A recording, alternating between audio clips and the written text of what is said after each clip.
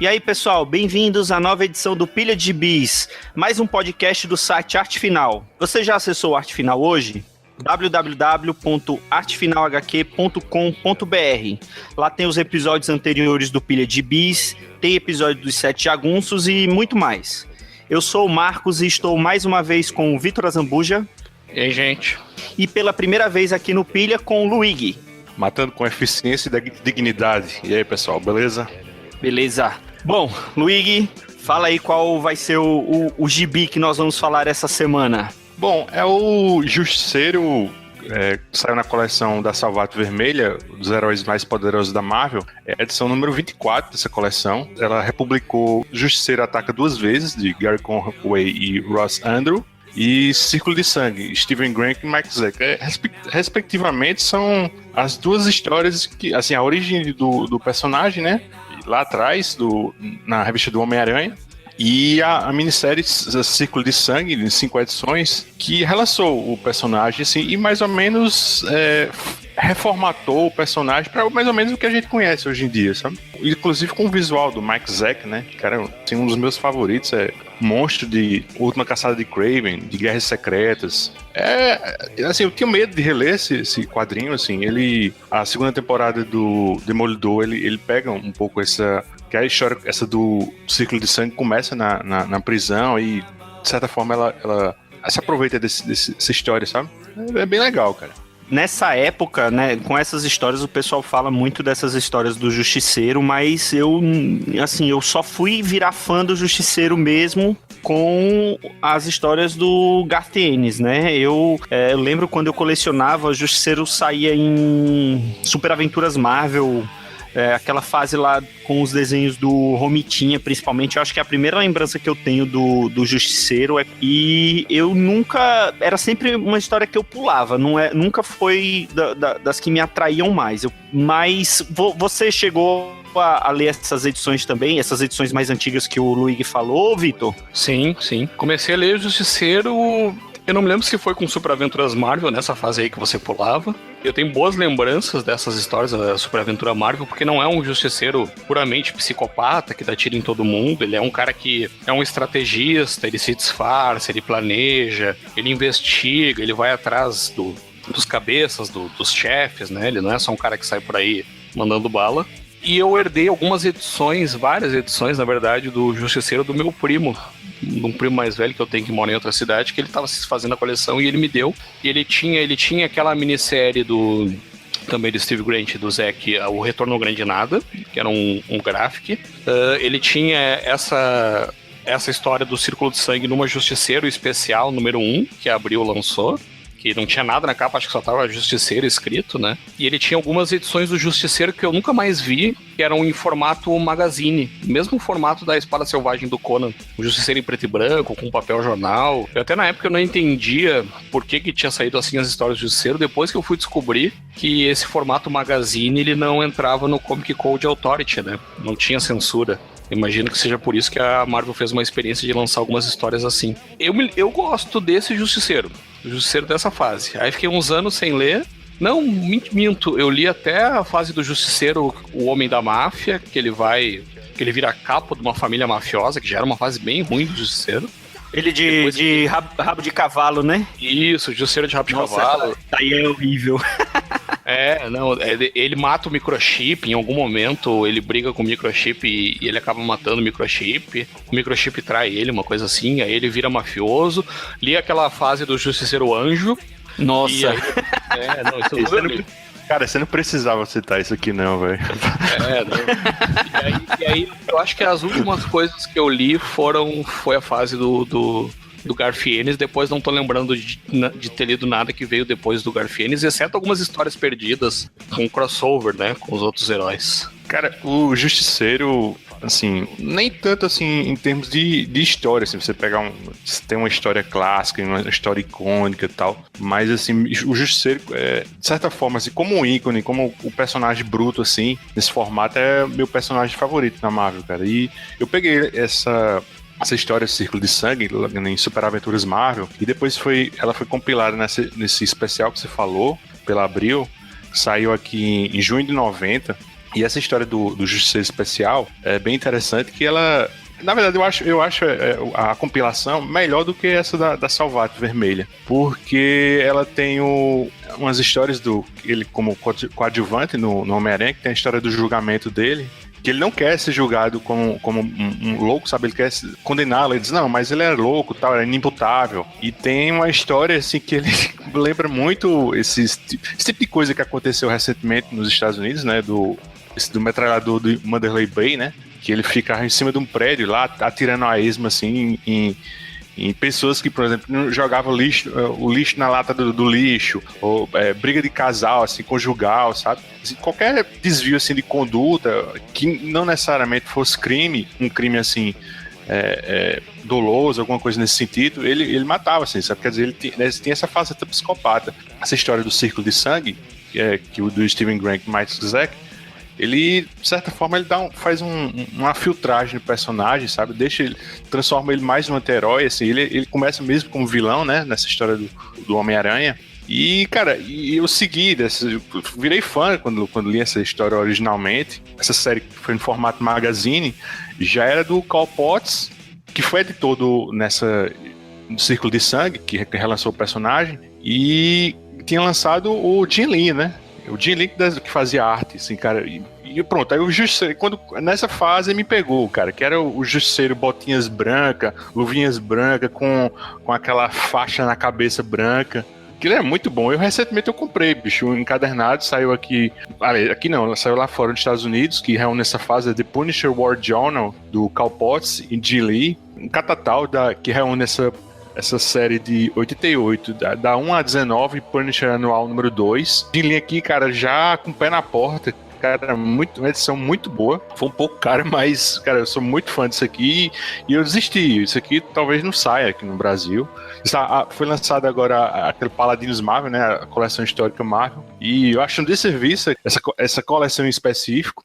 Porque você pegar o Demolidor, você pegar o Justiceiro, assim, esses personagens poderiam ter suas próprias coleções históricas, sabe? Inclusive, republicar esse material do Círculo de Sangue. O Vitor, alguns pilhas atrás, comentou a idiotice de publicar isso na Salvato Vermelho e publicar o mesmo material na CHM. Na verdade, acabou não entrando, foi na mesma gravação do Red Sun. A gente comentou, né, que eu nunca tinha visto 2 encadernados diferentes com exatamente o mesmo material praticamente no mesmo mês ou com poucos meses de distância, porque eu até ia falar isso. Esse material tá na Salvat capa vermelha, mas se você quiser gastar menos, você compra aí a coleção histórica Paladinos Marvel 4, que é dedicada ao Justiceiro, que é exatamente o mesmo material.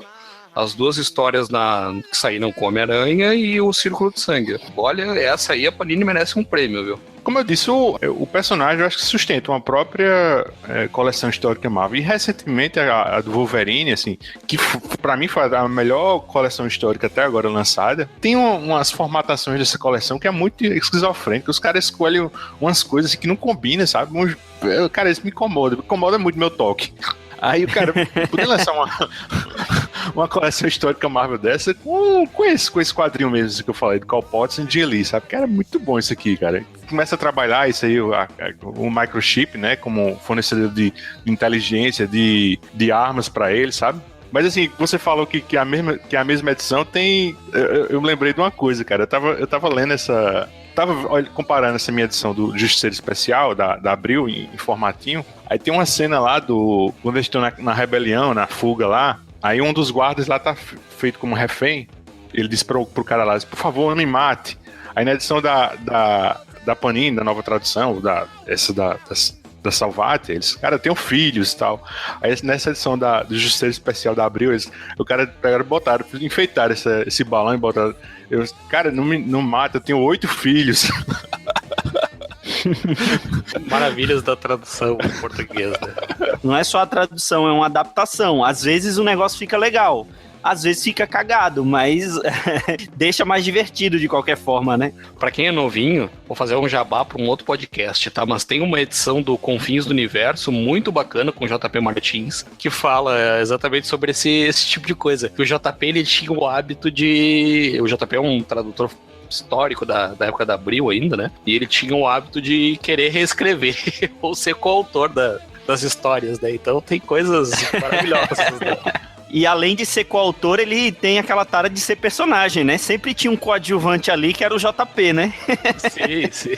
JP ou Figa, né? Esse é o melhor episódio do Confins, cara. E se a gente forçar a barra um pouquinho, você vê a tradução de Justiceiro e Punisher, acho que ficaria esquisito, né? Punidor, né? Acho que Justiceiro sai melhor, sabe? É mais simplista, mas eu acho que é bem melhor, né? Não, uma ótima tradução. Poderia ser o Vigilante, mas ele nem ia ter graça e ia confundir com aquele personagem dos Titãs lá.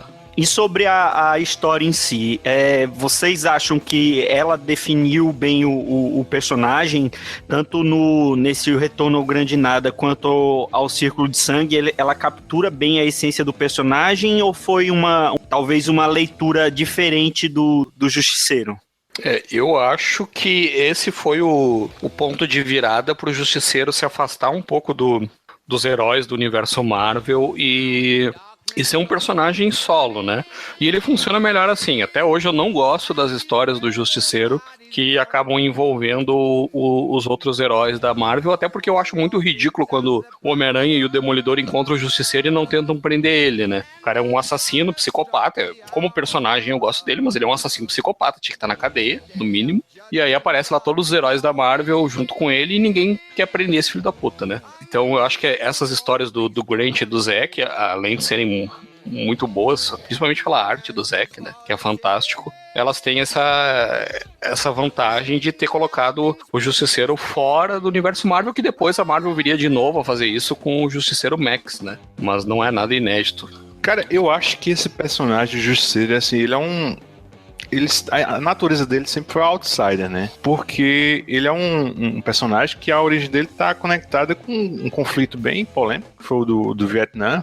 Esse conflito dá muita bagagem ao que o personagem é, sabe? Assim, a Marvel tem essa mania de vez em quando atualizar os personagens, mudar o conflito histórico, por exemplo, botar ele, um personagem que tem algum contato com a guerra, botar o Afeganistão, a guerra do Kuwait, alguma coisa assim, sabe?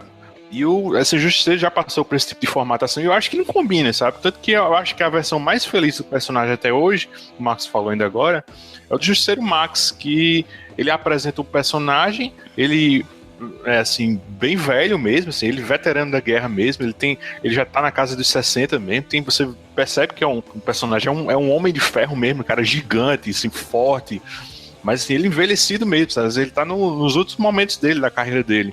E eu gosto de personagem nesse sentido, sabe? Eu acho que ele não combina com o universo Marvel especificamente, mas eu acho que ele é como de certa forma, um John Constantine. É como você tirar o John Constantine de Hellblazer da Vertigo e converter ele num personagem no universo DC. Eu acho que é um downgrade, é um personagem. Eu acho que tem que deixar ele à parte. Assim, claro, ele pode fazer algumas interações com outros personagens, mas eu prefiro ele assim, em apartado. No universo Max, o Justiceiro, as interações que ele tem é com o Nick Fury, né? E são fantásticas, né? Mas é um Nick Fury, tipo um senhor da guerra, assim. Eu posso estar enganado, mas em nenhum momento ele cita SHIELD, alguma coisa nesse sentido. Ele é um agente do governo, assim, acho, da CIA e tal. E eu prefiro o Justiceiro assim, cara. Se fosse pra colocar ele no universo Marvel, colocava ele como um personagem apartado, que, sabe, esse vigilante atuou nessa época em específico, pronto, o cara morreu, pronto, assim, nesses anos 70, anos 80, num boom da violência em Nova York e tal. Mas assim, não sei, sabe, eu tenho essa impressão, eu gosto muito do personagem e gosto quando ele, de certa forma, quando ele interage com outros personagens, eu acho fantástico aquela interação dele em Guerra Civil, né? Ele salvando um Homem-Aranha, ele invadindo o edifício Baxter. É um personagem assim que eu acho que ele funciona melhor quando algum autor tem uma ideia boa para trabalhar ele, assim, e entregar uma boa história, assim, não ter uma série mensal, longínqua, sabe? Eu ia citar a Guerra Civil como uma interação boa do Justiceiro no universo Marvel, porque realmente é muito bem escrito. Tem algumas que funcionam, no geral eu acho que não funcionam, mas tem algumas que funcionam, admito. Mas Guerra Civil, pra mim, é a minha favorita justamente por causa daquela surra que o Capitão América dá nele, né? Aquela cena, pra mim, é antológica. Cara, e a fala do... acho que é do não lembro quem era, acho que foi o Homem-Aranha, que ele disse que é o mesmo cara, guerras diferentes. Porra, aquilo é foda, velho. Não, ele é um personagem que, de certa forma, ele é um psicopata porque ele mata indiscriminadamente, mas ele mata criminosos, ele tem um código de honra, então ele, como você falou, ele não vai perseguir o Homem-Aranha, quando puder ele vai ajudar o Homem-Aranha, sabe? Não vai fazer nada pra machucar uma pessoa de bem, mas o código dele não combina com os outros heróis, principalmente quem bate nele é o Capitão América, né? Porque eles aceitam ele na equipe e aí ele acaba matando um criminoso e não, você não tá entendendo, as regras não são essas, né? Cara, depende do referencial adotado, bicho. Quando ele é escrito por Garth Ennis de vez em quando faz umas pegadinhas, né? Tem uma história que o Justiceiro passa um rolo compressor no Wolverine, né? É um negócio bem papalégua, né? Na série do Marvel Knights, né? Já naquele segundo volume escrito pelo Garth Ennis. Eu também ia citar essa interação na Guerra Civil, e é interessante pelo seguinte: o Capitão América acaba admitindo o Justiceiro na equipe porque eles estão em guerra. Então fala assim, não, a gente precisa de um cara como o Frank na nossa equipe porque a gente tá em guerra. Só que aí ele age efetivamente como numa guerra, ele mata o adversário. Nesse caso, ele seria talvez julgado por crime de guerra, porque os adversários tinham se rendido, né? E ele executou eles mesmo assim. Nessa história, depois que o Justiceiro mata esses vilões, que o Capitão América dá uma surra nele, ele não reage, porque ele vê o Capitão América meio que como um ídolo, né? Porque é um soldado, seria o ideal do que o Justiceiro gostaria de ser se não tivesse acontecido toda a merda que aconteceu na família dele, né?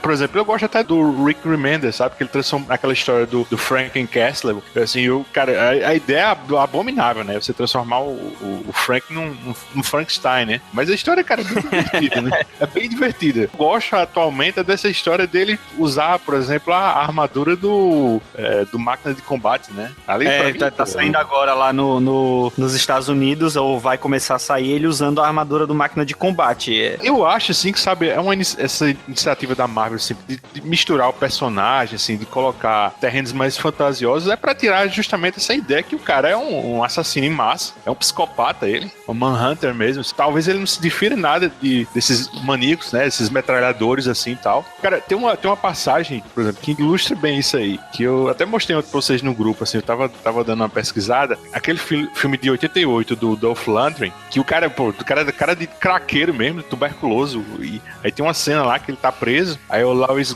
Gossett Jr., nesse filme ele era parceiro dele, ele era policial. O Lewis Gossett Jr. chega lá na cela dele, aí chega bem próximo dele. O que você pensa de 125 assassinatos em 5 anos? Aí o Frank diz, trabalho em progresso.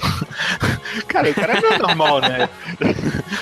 Aí, quer dizer, eu acho que a Marvel usa desses subterfúgios para o fandom, ou para o novo leitor, o novo fã do personagem, ter mais simpatia com ele, sabe? E assim, você falou essa interação com outros personagens, eu gosto muito. Você tinha saído ainda agora para necessidades naturais, você ainda entrar no ar. Do Grandes Heróis Marvel 15 e 16, saiu aqui pela Panini em 2012, que é Universo Marvel vs Justiceiro, que é com a arte do Goran Parlov, melhor discípulo do Mike Zeck. Cara, eu sou fanático por a arte desse croata. Desenha muito mesmo. Desenha muito, cara, muito. Ele começou lá em Mágico Vento, né? E, cara, é muito boa essa história. Coloca o Frank, é como se fosse o Justiceiro, né, dentro daquela perspectiva daquele filme do Will Smith, como é o nome? Que ele tá sozinho em Nova York. Eu sou a lenda. Pronto, cara, é mais ou menos assim, os personagens Marvel meio que viram canibais, tem uma doença lá, e ele meio que imune a essa doença, sabe? E ele fica caçando esses personagens Marvel. E, cara, tem uma sequência lá que ele mata o Hulk, somente o Hulk. Ele pega uma garra do Wolverine e coloca na ponta de uma flecha. ele atira e acerta no olho do Hulk. Mata o Hulk, cara. É muito bom essa série. O Deadpool fica perseguindo ele, sabe? E ele fica esquartejando. Toda vez que ele luta com o Deadpool, ele esquarteja o Deadpool e coloca ele em vários lugares diferentes, sabe? E ele sempre volta, sabe? É uma história bem legal, bem divertida, sabe? E me diz uma coisa, com tudo que tá acontecendo hoje no mundo, principalmente nos Estados Unidos, a gente teve recentemente aquele massacre em Las Vegas, que até adiou a estreia do seriado do Justiceiro no Netflix, não teve painel, ia ter um painel do Justiceiro na New York Comic Con, isso foi cancelado por conta desse massacre. Recentemente no Brasil tivemos também, lá em Goiânia, teve uma situação de tiroteio dentro de escola. Vocês acham que um personagem como o Justiceiro, nos dias de hoje, com tudo isso que acontece no mundo real, ainda pode ser trabalhado de uma forma que não fique ofensiva, ou os autores têm que aliviar muito, têm que tirar muito o pé para poder o negócio sair? Eu acho que o Justiceiro ele nunca foi criado para ser um personagem idolatrado.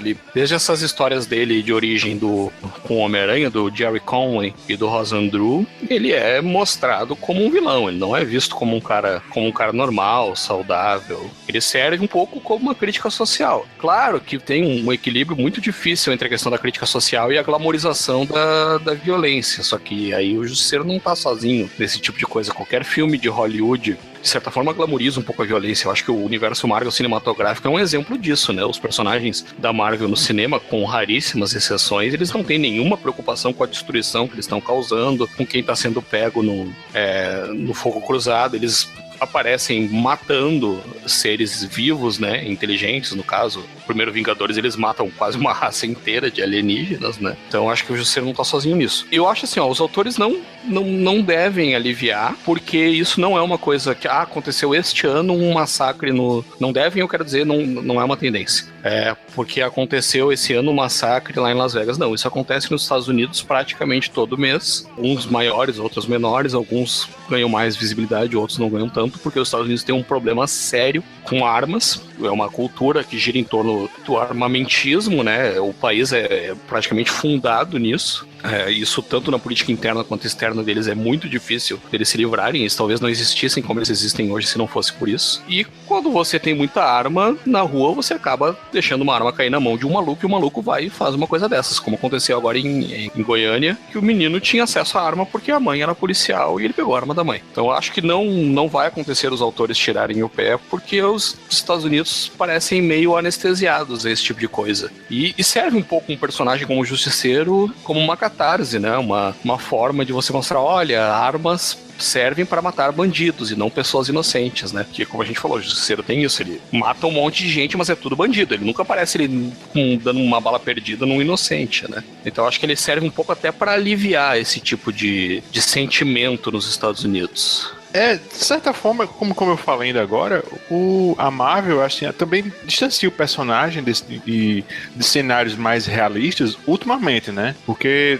na versão Marvel Max tem tráfico de órgãos, tem tráfico de crianças, tem conflitos regionais, assim, tem muita coisa pontual, sabe? E assim, você colocar o Justiceiro, por exemplo, uma armadura de uma máquina de combate, de certa forma, é tirar o foco do personagem mais realista para um negócio mais espalhafatoso, né? Mas assim, o personagem, de certa forma, ele é até um ícone dentro das Forças Armadas, né? É não raro você ver os soldados norte-americanos com a caveira, né, de Justiceiro. Parece que ele tem uma grande aceitação pelos soldados, né? Porque, claro, ele tem um passado de fuzileiro naval, né? Inclusive, tem uma história que homenageia isso, que é recentemente do Nathan Edmondson com o Mitch Gerards, que o Justiceiro ele vai numa missão, não lembro se era, acho que era no Afeganistão, uma coisa, guerra ao terrorismo. E, cara, os personagens, os soldados, cara, são fanáticos pelo Justiceiro. E, de certa forma, isso acontece, né? Como eu disse agora, na realidade, sabe? Porque as Forças Armadas Americanas sempre teve uma relação, assim, com os quadrinhos, né?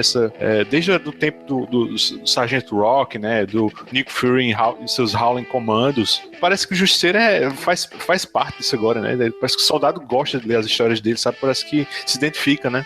Na verdade, a origem das histórias em quadrinhos de super-heróis, como a gente conhece hoje, ela se deve muito às Forças Armadas. Eles eram uma diversão barata que era produzido na época da escassez da guerra, né? Tanto para consumo pelas pessoas dentro dos Estados Unidos, que tinha pouco dinheiro, as pessoas eram incentivadas a poupar, e o gibi era uma coisa barata, era uma das poucas diversões que as pessoas, principalmente as crianças, tinham acesso. E eles eram mandados também pro front para entreter os soldados, né? Aquilo que a gente vê no filme do Capitão América, acho que aparece um pouco dos soldados lendo o gibi para se motivar, isso era real, né?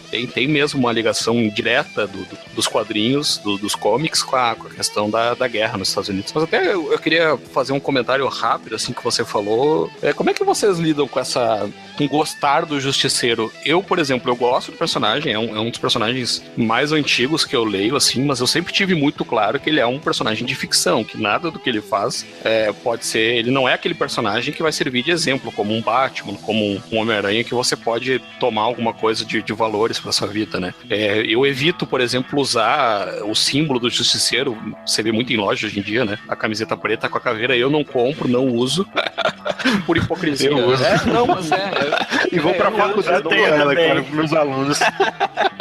Mas sabe que não é por hipocrisia, não é pra ficar no armário, é mais pra não passar uma imagem de que eu sou um cara que apoia esse tipo de coisa, né? Eu gosto do personagem, não vou negar, quem vier aqui em casa vai ver a coleção, quem ouviu o Pilha também, mas eu não acho legal não é um símbolo que eu queira ostentar, sabe? Não é uma coisa que eu acho que tenha que servir de panfleto pra nada. Não sei se vocês têm essa relação. Vocês acabaram falando que não, né? Não tem esse. Não, eu até concordo com você. Eu tenho essa consciência também de que é um personagem de ficção, que ele não serve de exemplo também. Mas, assim, eu particularmente eu tenho também a camisa, não tenho problema de usá-la.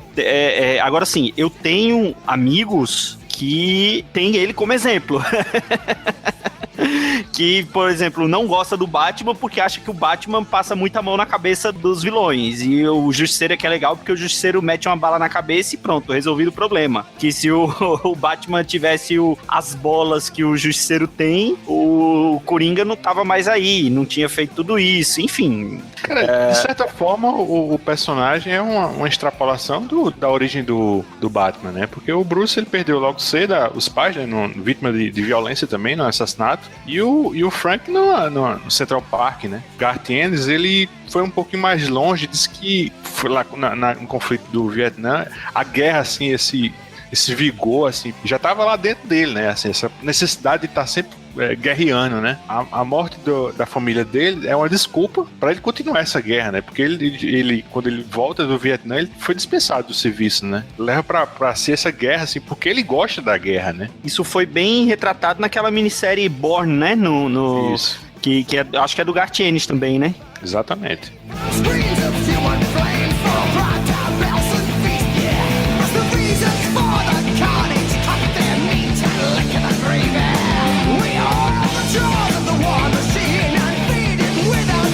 Na última semana, na última sexta, a série ficou disponível lá no Netflix, né? E a gente escolheu o Justiceiro, não foi por coincidência, né? Foi justamente por causa da série do Netflix, que a gente queria fazer esse link. Eu acho que o Ludwig falou bem, ele é o Batman adulto, né? O Batman, ele perde os pais vítima de violência criança e, de certa forma, os valores dele são mais antiquados, até um pouco ingênuos, essa coisa de não matar, isso pode ser visto como uma criança tentando fazer justiça, que acredita que dá pra fazer sem matar ninguém, né? O Justiceiro já é o cara aquele cínico, que só vê... É um soldado, né? Você tem que se livrar do inimigo, você mata o inimigo, você não prende ele, né? Agora, o que me impressiona, Vitor, é que uma origem tão básica, tão simples, assim, como eles conseguem, assim, problematizar, como conseguem enfeitar, como conseguem, assim, sei lá, estragar essa origem, porque é muito minimalista, cara. E isso, assim, tá desde o começo do personagem, cara. Se você pegar, por exemplo, o filme de 89, com Dolph Lundgren, é uma porcaria. Mas, assim, o cara é um policial, perde a família em outras circunstâncias. Aí no filme de 2004, que eu acho até bom se você descartar a meia hora inicial, né, que eles fazem um verdadeiro genocídio a árvore biológica todinha dos Kessler é morta, né? Mata até o cachorro. Mata até o cachorro, cara. É complicado, sabe? Assim, o filme de 2008, da Alexander, é mais fiel. Como eu disse ainda agora, pronto, ele com Thomas Jane. é muito bom quando ele começa a ser o justiceiro mesmo, assim, essa história de origem dele quando passa, que é ridícula, quando começa mesmo, pô, é fantástico o filme, assim, eu acho legal pra caramba, quando ele reproduz aquela sequência do Bem-vindo de Volta Franco, ele vai morar no prédio, né, e tem interação com aqueles moradores, a luta dele com o Russo, cara, é sensacional, cara, aquela música, aquela óperazinha tocando no fundo lá, e o inferno comendo dentro daquele apartamento, aquela quebradeira, Thomas Jane bem pra cacete, velho, porque, cara, eu gosto de Joe Bental, eu gosto do Ray Stevenson, mas pra mim o justiceiro, assim, que merecia estar ainda aí era esse cara. Ele podia ter, pra mim, ele tinha tanto potencial quanto o Hugh Jackman, que fez agora com o Wolverine. Pô, o cara fez treinamento com militares, passou 3 meses treinando, virou um fã obcecado de Justiceiro, o bicho lê até hoje, cara. Ele, depois desse filme, ainda fez um curta-metragem, tem no YouTube, ele na lavanderia. Cara, ele tava ali, ele vestiu a cara do Frank, sabe? De certa forma, ele até parece com o personagem das capas do Tim Bradstreet. Enfim, eu torci muito pro cara voltar, fizesse um roteiro, um filme decente pra ele. Mas o filme Justiceiro, cara, esse de 2004, pra mim, assim, pelo menos essa segunda metade do filme era o ideal. Mesmo que, tudo bem, vamos deixar de outra volta de lado, mas esse personagem, pra mim, era aquele, sabe? E eu acho que deveria ser nesse sentido a série, sabe? Vou intervir só pra dizer que eu concordo. Eu gosto muito desse filme do Thomas Jane. Gosto muito do Thomas Jane e concordo com você. Faz um edit no filme, tira tudo que aparece o John Travolta, toda a parte da história que gira em torno do John Travolta, deixa só o Justiceiro nessas lutas boss fight, aquele com o Russo, com aquele outro cara, o Johnny Crash também, que toca violão pra ele. Eu acho aquilo muito legal, muito bem feito. Eu concordo com você. Eu tava torcendo pro Thomas Jane. Gosto do Berntal. Gosto um pouco do filme que você citou, do Ray Stevenson, ou Zona de Guerra, né? Porque não é um bom filme, mas é o mais fiel aos quadrinhos, né? Mas eu acho legal. E, aliás, só vou deixar uma sugestão de tema para um próximo podcast. A gente já falou um pouco de videogames, mas nessa época do filme saiu um jogo do Justiceiro para PC, que chamava The Punisher, mesmo com o roteiro do Garfienes. Cara, eu lembro disso. Quem ainda não jogou esse jogo, procura, vê se tem no Steam, vê se tem no Pirate Bay para baixar. Depois você compra quando achar, tá? Vitor, me corrige se eu estiver errado, mas se eu não me engano, esse jogo, na cena lá que você tem que fazer a tortura pra extrair informação do... Era a polêmica do jogo, que você tinha um modo tortura. Em várias fases específicas do jogo, você tinha essa função em que você tinha que extrair informação. Você podia fazer uma tortura leve ou uma tortura mais barra pesada, interação com o cenário. Cara, assim, ó, é uma catarse, né? Não é, como eu tava dizendo, não é uma coisa pra você levar a sério, levar pra sua vida como um estilo de vida. Como videogame de violento. E nada é mais violento do que videogame, né? Que morre personagem aos milhares, né? Muito mais que qualquer filme. Como videogame era excelente. Essa questão de tortura, eu lembrei de uma cena que tem nesse filme de 2004, mas ela é original daquela Grandes Heróis Marvel número 50, da Abril, que é do Chuck Dixon e do John Romita Jr. Eu acho sensacional aquela história, que o Frank, ele se infiltra na máfia, mas antes disso ele vai torturar um capangazinho lá, aí o cara tá lá amarrado na corrente lá, de cabeça pra baixo. Aí o Frank tá no fundo lá, mexendo no maçarico lá e tal, e o cara tá vendo, sabe? Ele derretendo o maçarico numa mão, aí assim, só, tô derretendo maçarico aqui e tal. Aí ele pega, tá com um picolé na outra, só que o cara tá de costas. Aí ele pega o picolé e coloca nas costas do cara. Aí esse cara tá gelado. Não, é o maçarico queimando a sua. Você sente meio gelado. Aí o cara, ai, sabe? E só que ele tá com uma. Isso aí um bife, né? Um bife pra ele. Ele comer. Tá no filme, né? Isso aí tá no filme do Thomas Jane. Cara, é sensacional essa cena, velho.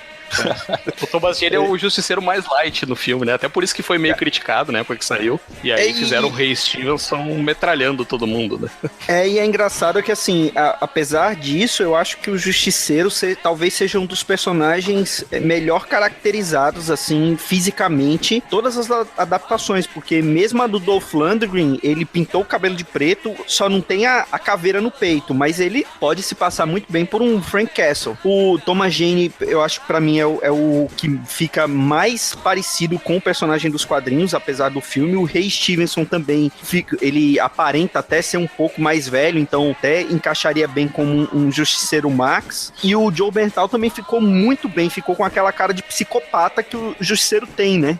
É o mais fácil, né? Um maluco de preto com uma arma na mão. Mas mesmo assim eles ainda conseguem cagar, viu? Cara, só tem mais uma cena que eu queria comentar nesse do Justiceiro de 2004. É a cena que ele tá lá, quando ele decide começar a guerra ao crime, ele tá lá no carro. Tá lá tunando o carro dele, lá na frente do prédio. Aliás, acho que era nos fundos do prédio lá. Esse cara colocando umas blindagens, o caralho, os carros da porra. Fazendo tipo um Batmóvel pra ele, sabe? Aí ele vai, depois ele sai, vai numa lanchonete. Aí chega um cara, parece o... É o Johnny Cash. É, o Johnny Cash, ele parece o do Johnny Cash. Aí ele toca uma balada pra ele lá. O nome dele no filme é Johnny Crash, de batida. É, cara, aí... Aí começa uma troca de tiro, ele pega esse carro, bicho. A primeira curva que ele pega esse carro, o carro capota. Cara, esse filme é assim, ele é um filme ruim bom, sabe, velho? Eu sou fã. Quando tá passando na TV, eu assisto de novo. Pois é, e depois de toda essa catarse em cima do Justiceiro, nós liberamos toda a nossa fúria psicopática aqui nesse podcast. Eu acho que por hoje chega. Vitor, valeu. Eu que agradeço. Justiça pra vocês. Luigi, valeu. Apareça sempre, viu? Valeu. Se querem a paz, prepare-se para a guerra. É isso, pessoal. Até a próxima semana com mais um Pilha de Bis. Um abraço, tchau.